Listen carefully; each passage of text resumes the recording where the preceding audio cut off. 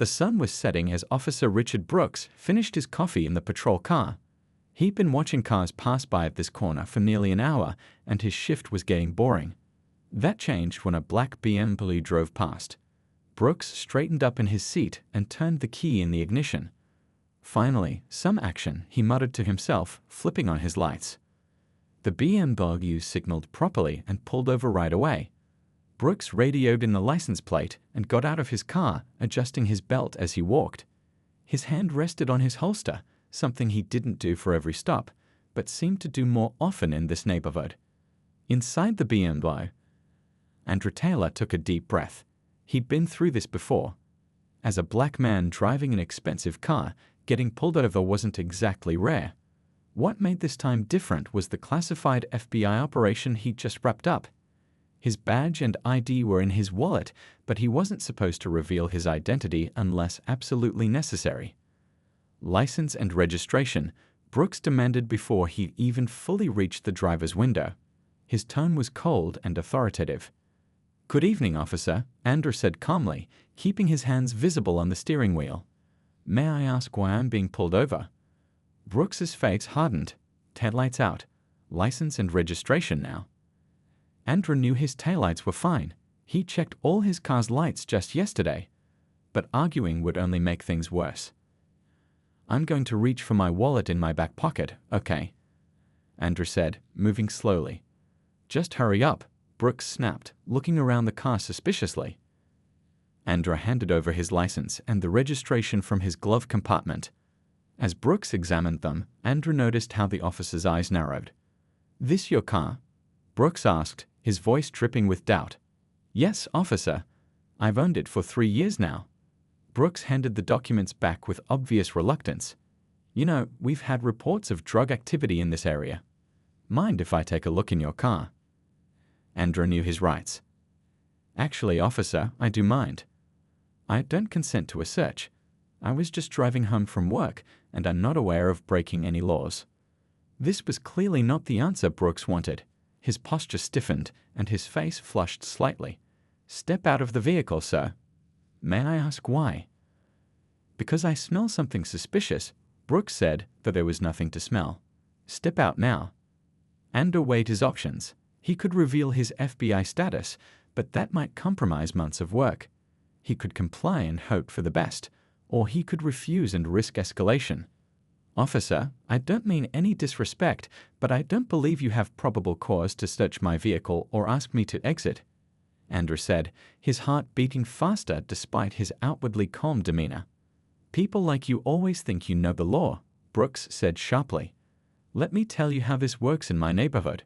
When I give an order, you follow it." By now, a few people walking nearby had stopped to watch. One woman had her phone out, recording. Andrew noticed it too. "Officer Brooks," he said, reading the nameplate, "I understand you're doing your job." "I'm simply exercising my constitutional rights." "That's it," Brooks said, reaching for the door handle himself. "Out of the car now. Hands where I can see them." Andrew slowly opened the door and stepped out, keeping his movements deliberate and non-threatening. As soon as he was standing, Brooks roughly turned him around and pushed him against the car. "Hands behind your back," Brooks ordered, pulling out his handcuffs. "Officer, this is unnecessary," Andrew said, his voice still level despite the humiliation and anger building inside him. "I've cooperated fully." "Stop resisting," Brooks said loudly, though Andrew wasn't resisting at all. As the cold metal of the handcuffs closed around his wrists, Andrew saw more phones recording now. He closed his eyes briefly, knowing this was far from over. What Officer Brooks didn't realize was that he just made the biggest mistake of his career. With his hands now cuffed behind his back, Andrew stood against his BMW, trying to keep his breathing steady. The metal dug into his wrists. Officer Brooks had made them extra tight. A small crowd had gathered across the street, their phones capturing everything. "I'm going to search your vehicle now," Brooks announced loudly, as if performing for an audience. He pulled open the driver's door without waiting for a response. "Officer, I do not consent to this search," Andrew said firmly, keeping his voice level despite the anger building inside him. "You have no probable cause."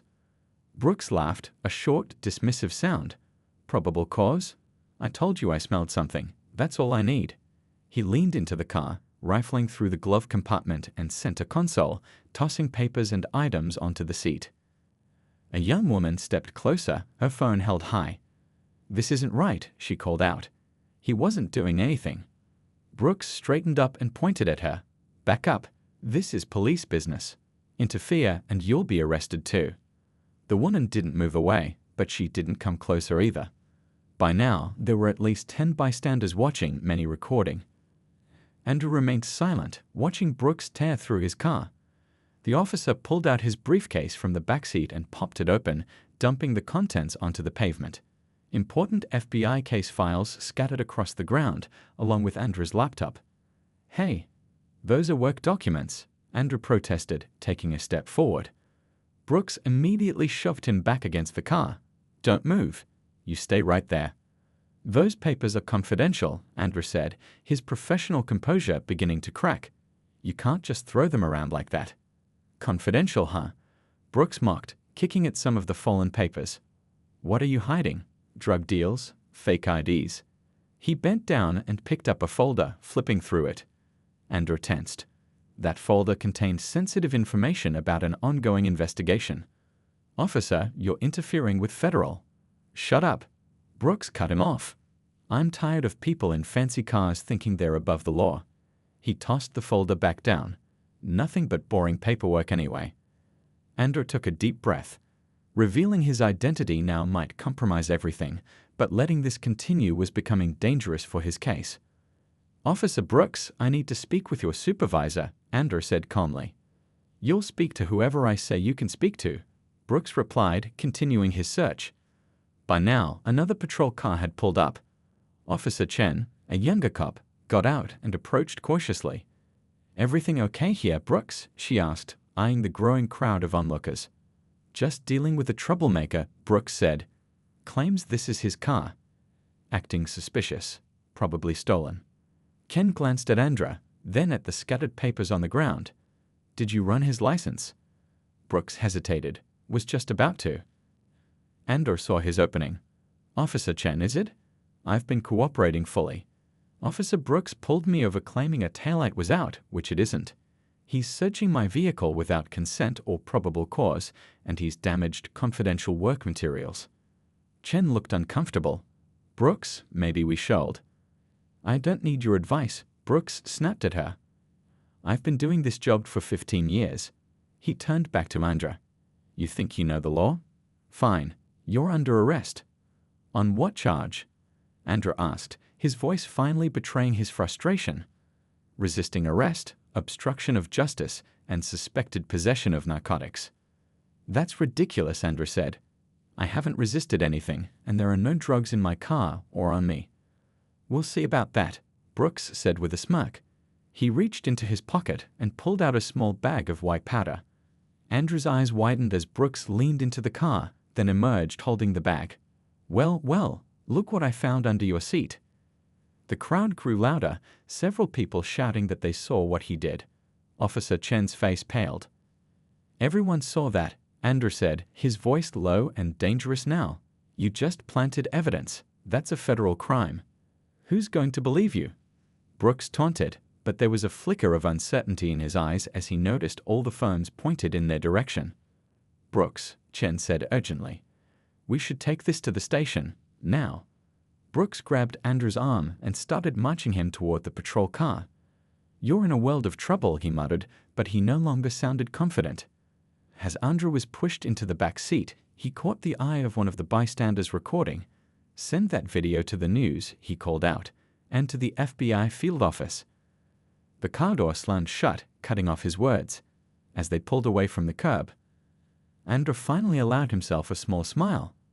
Officer Brooks had no idea what was coming. The ride to the police station felt longer than it actually was. Andrew sat silently in the back seat of the patrol car, his hands still cuffed uncomfortably behind him. Every bump in the road sent a jolt of pain through his shoulders. Officer Brooks drove, occasionally glancing in the rearview mirror with a smug expression, while Officer Chen sat stiffly in the passenger seat, looking straight ahead. "You know," Brooks said, breaking the silence, "guys like you always think you're special. driving fancy cars in neighborhoods where you don't belong. Andrew didn't respond. He was weighing his options, calculating the right moment to reveal his identity. Too soon, and Brooks might try to cover his tracks. Too late, and the damage to the FBI operation could be irreversible. Nothing to say now?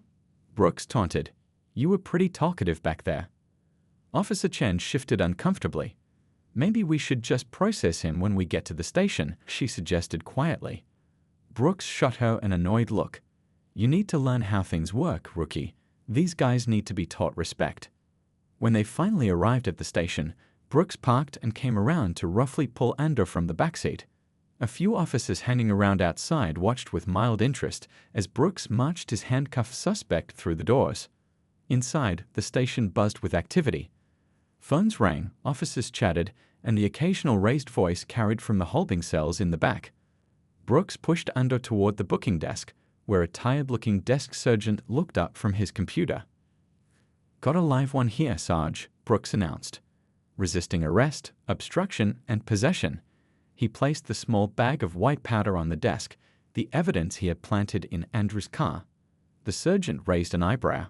Name? He asked Andrew. Before Andrew could answer, Brooks cut in.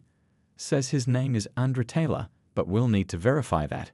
Probably fake ID. My ID is genuine, Andrew said calmly. And I'd like to make my phone call now. Brooks laughed. You'll get your call when I say you do. First, we're going to process you. He turned to the sergeant. Let's get his fingerprints and photo. As they moved toward the fingerprinting station, Andrew noticed several officers watching the interaction with interest. Some seemed uncomfortable with Brooks's behavior, while others appeared amused. Officer Chen had disappeared somewhere along the way. Before you fingerprint me, Andrew said clearly, I should inform you that those prints are already in your system. Federal database. Brooks snorted. Yeah, right. Because you've been arrested before?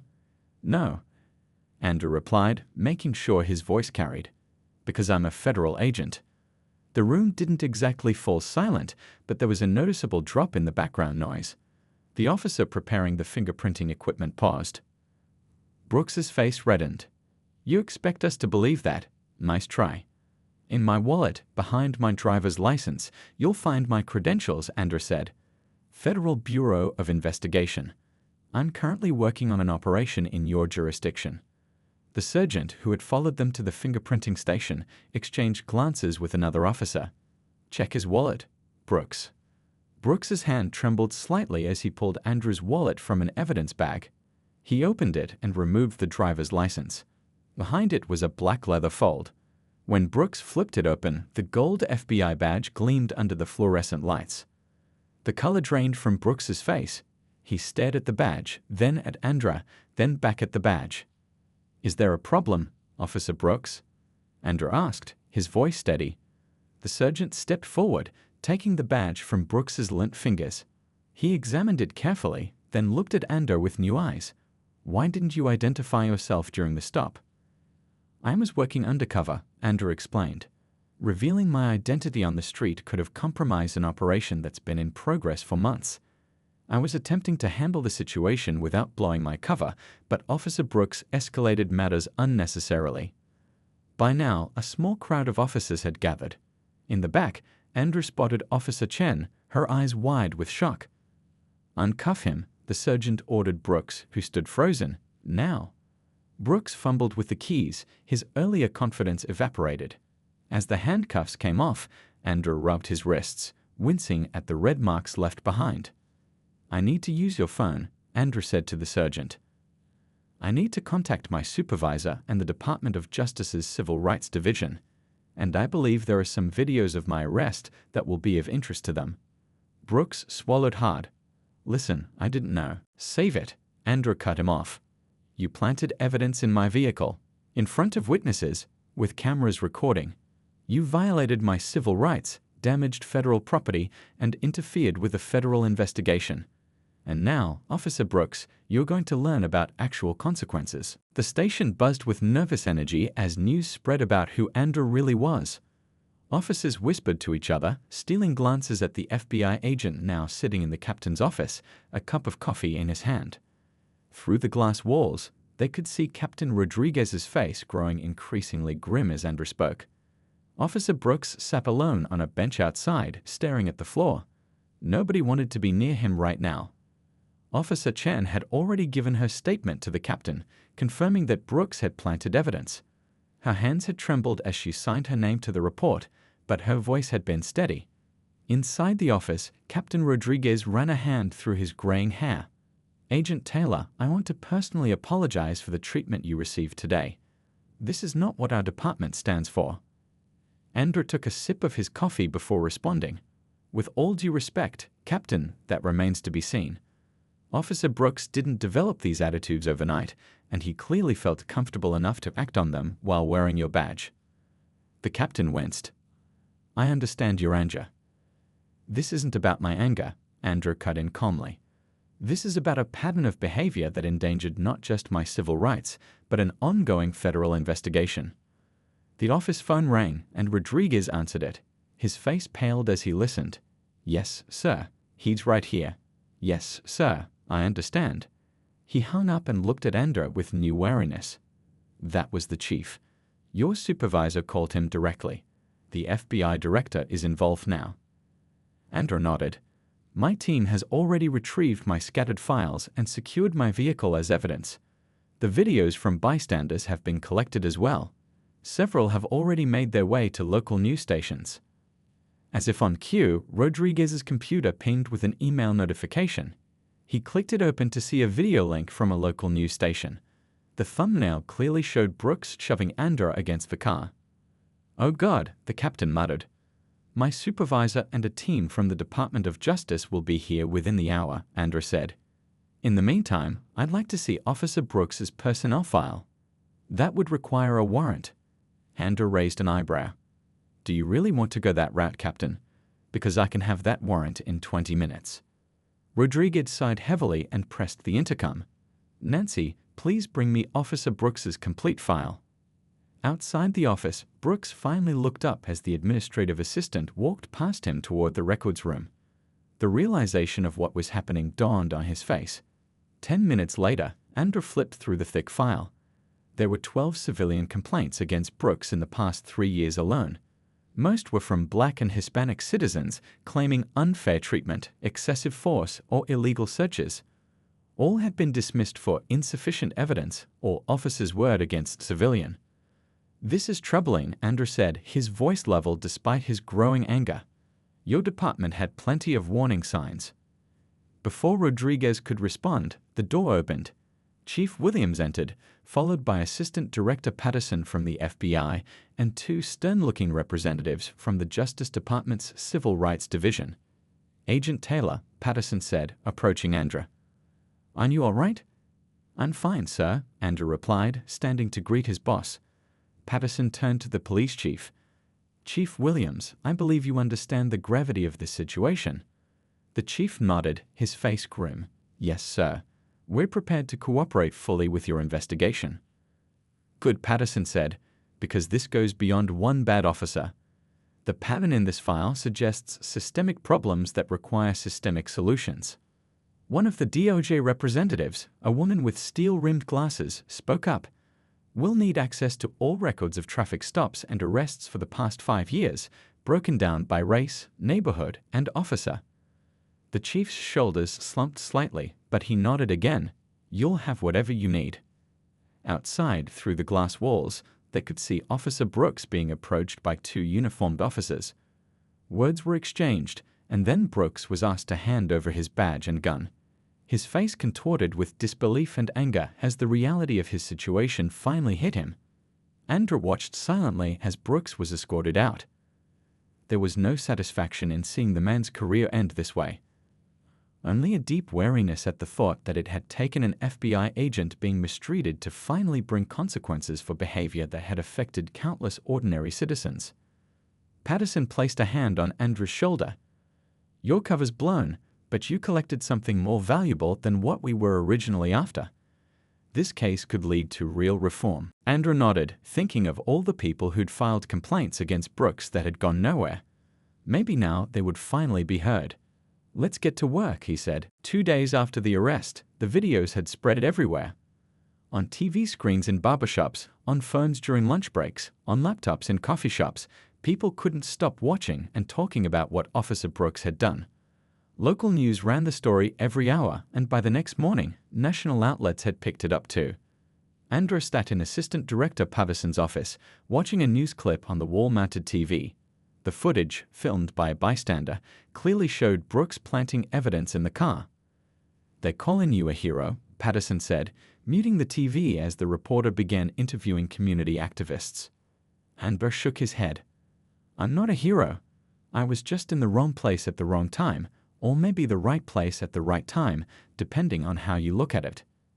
Either way, this case has exploded. The mayor called the FBI director personally this morning. They're scared, and they should be." Outside the FBI building, a small crowd had gathered. Some held signs demanding justice, others calling for the entire police department to be investigated. Andra had used a back entrance to avoid them. "What about our original case?" Andra asked, thinking about the months of work that had been disrupted. Patterson sighed. "We've reassigned it to Johnson's team. Your cover is completely blown now. But honestly, what we've uncovered here might be more important." A knock on the door interrupted them. Lisa Tran from the Justice Department's Civil Rights Division entered, carrying a thick folder. "You're going to want to see this," she said, placing the folder on Paverson's desk. "We've been reviewing Officer Brooks's arrest record for the past 5 years. The pattern is worse than we thought." She spread out several charts and graphs. Brooks made over 800 traffic stops in the last 2 years.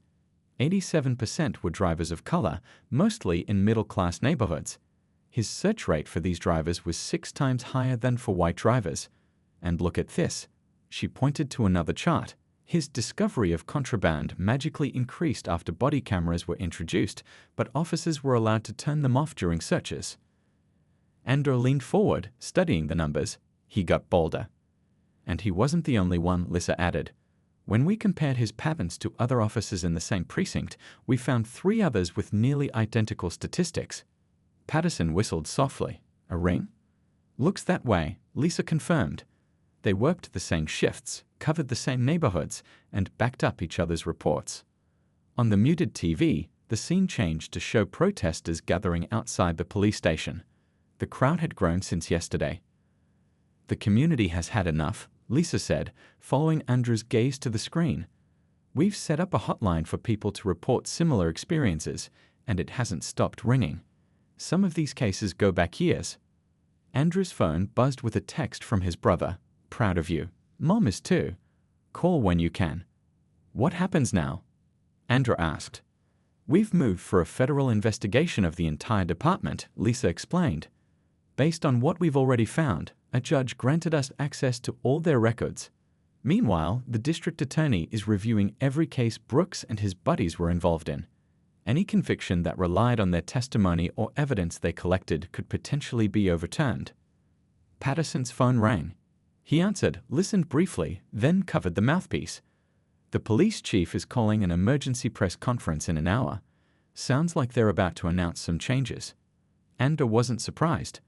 The department was in damage control mode. "They'll probably throw Brooks under the bus," he said, "make him the scapegoat for a much bigger problem."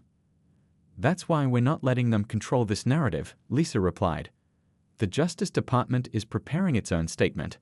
This isn't about one bad officer, it's about a system that protected him and others like him." Outside, the protest had grown louder. Andra could hear chants even through the thick office windows. "They want you to speak," Patterson said, nodding toward the crowd. "The director thinks it would help put a face to the story, show that this isn't just about police versus community. It's about upholding the law for everyone." Andra thought about it. He'd spent years working behind the scenes, staying in the shadows. Public speaking wasn't his thing. But then he remembered the feeling of those handcuffs cutting into his wrists, the humiliation of being thrown against his car, the anger when Brooks planted evidence. And he thought about all the people who'd experienced the same thing, but didn't have an FBI badge to protect them afterward. "Okay," he said finally. "I'll do it. But I need to be clear about something." "What's that?" Patterson asked. "This isn't just about punishing Brooks.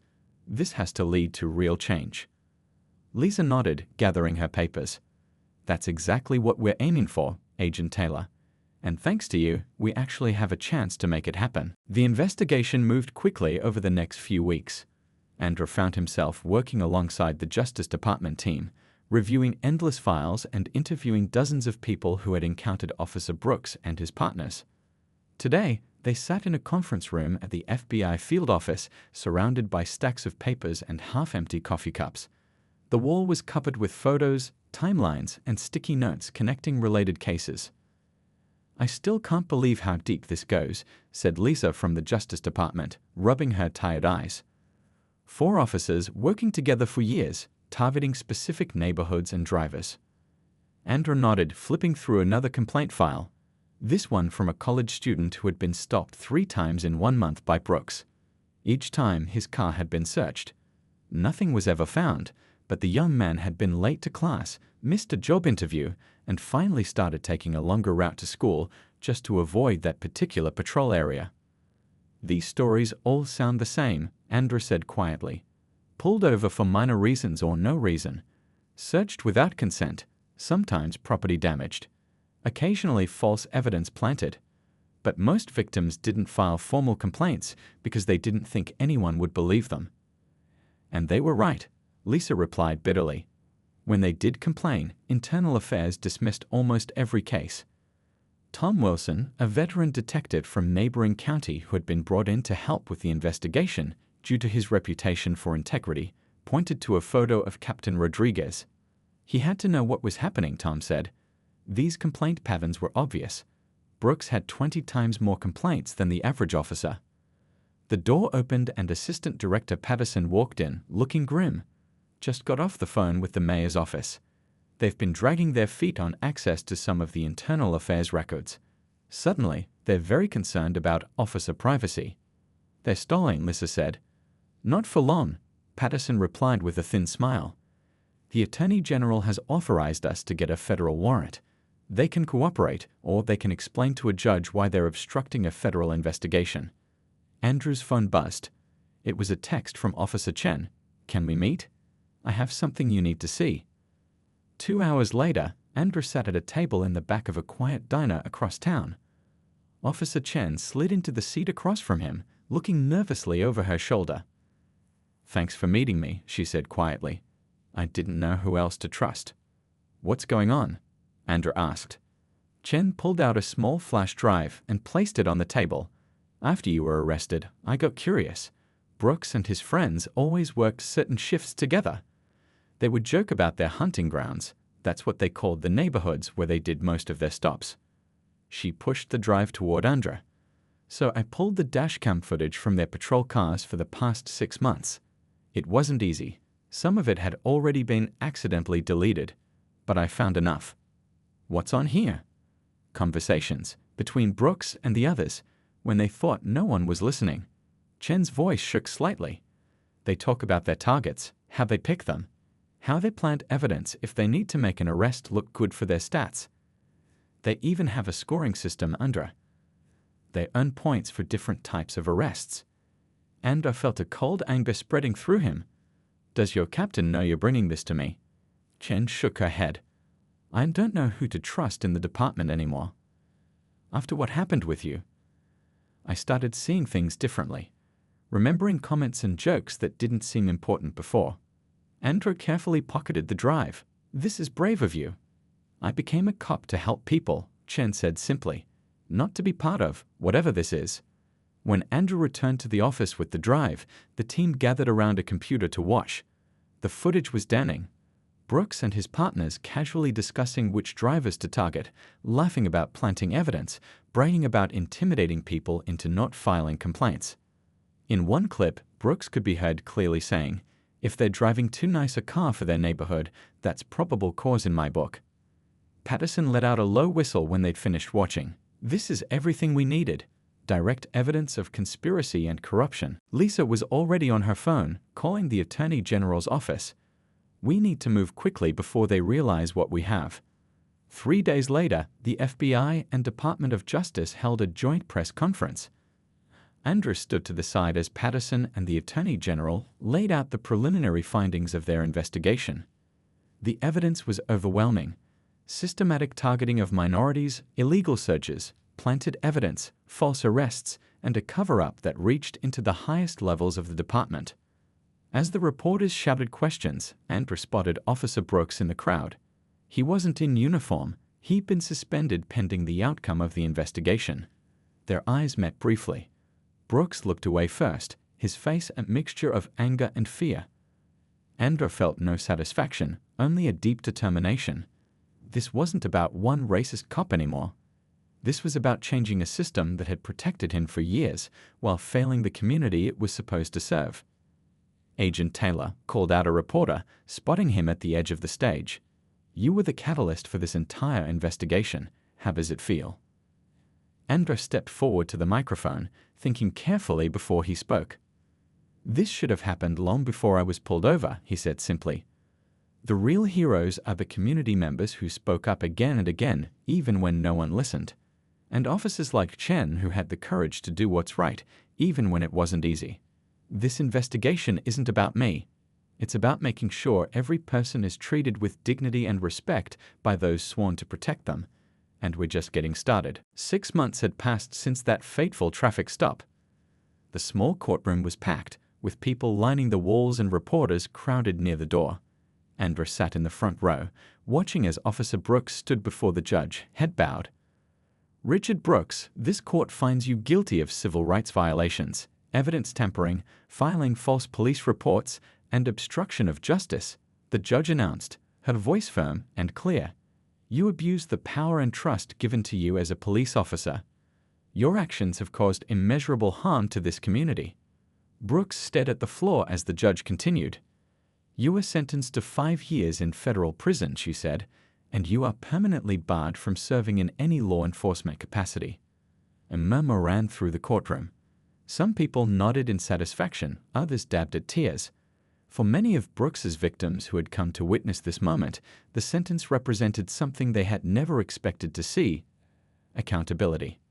Outside on the courthouse steps, Andrew stood with Lisa from the Justice Department as reporters shouted questions. "Today's sentencing is just one part of a much larger effort," Lisa explained to the cameras. 3 other officers have also been charged and are awaiting trial. The investigation into departmental practices continues. Agent Taylor called out a reporter, "Do you feel justice has been served?" Andrew stepped forward. "Justice isn't just about punishing one person, it's about fixing broken systems.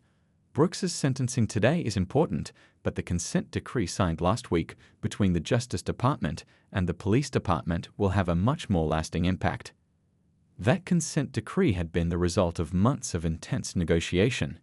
It required the department to completely overhaul its training, accountability measures, and community engagement practices. Every officer would undergo bias training. Body cameras would be mandatory during all interactions with the public. An independent review board with community representatives would examine complaints against officers. After the press conference, Andrew walked back to his car alone. As he reached for the door handle, he heard someone call his name. He turned to see Michael Thompson, one of Brooks's earliest victims, whose case had been uncovered during the investigation. 8 years ago, Thompson had been arrested by Brooks on false charges that were eventually dropped, but not before Thompson had spent 2 weeks in jail and lost his job. "I just wanted to say thank you," Thompson said, extending his hand. "What happened to you was terrible, but it brought all this to light. My son is 17 now. Maybe when he starts driving, he won't have to be so afraid every time he sees a police car in his rearview mirror." Andrew shook the man's hand. "I was just doing my job. The real change came because people like you were willing to come forward and tell your stories."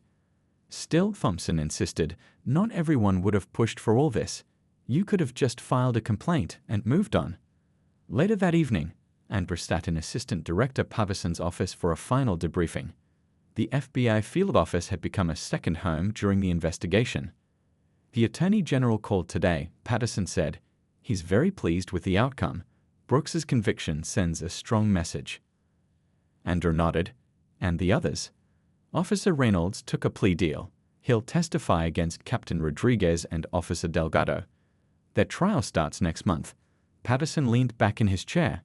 "You know, when this all started, I thought we were just dealing with one bad cop. I never imagined we'd end up reforming an entire police department. 37 cases have been overturned so far, Andrew added. People who were wrongfully convicted based on Brooks's testimony or planted evidence. Some of them spent years in prison. Patterson slid a folder across the desk. The director wanted me to give you this personally. It's your new assignment. Andrew opened the folder and read the first page, his eyebrows rising in surprise. A new task force, he asked, focused specifically on investigating civil rights violations by law enforcement across the country, Patterson confirmed.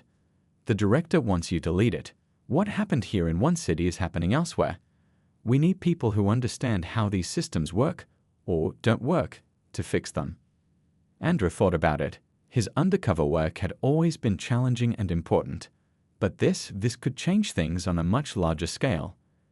There's one more thing, Patterson added. Officer Chen has applied to join the FBI. Her application included a recommendation letter from you.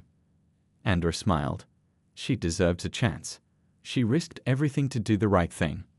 As he drove home that evening, Andrew passed the spot where Brooks had pulled him over 6 months ago. The street looked the same, but everything else had changed. He thought about all the people who had been affected by that one traffic stop. Brooks and his corrupt partners now facing justice, the police department under new leadership and new rules, the dozens of people wrongfully convicted now free. And tomorrow, he would start building a team dedicated to making sure the same changes could happen elsewhere. It wasn't enough yet, but it was a beginning.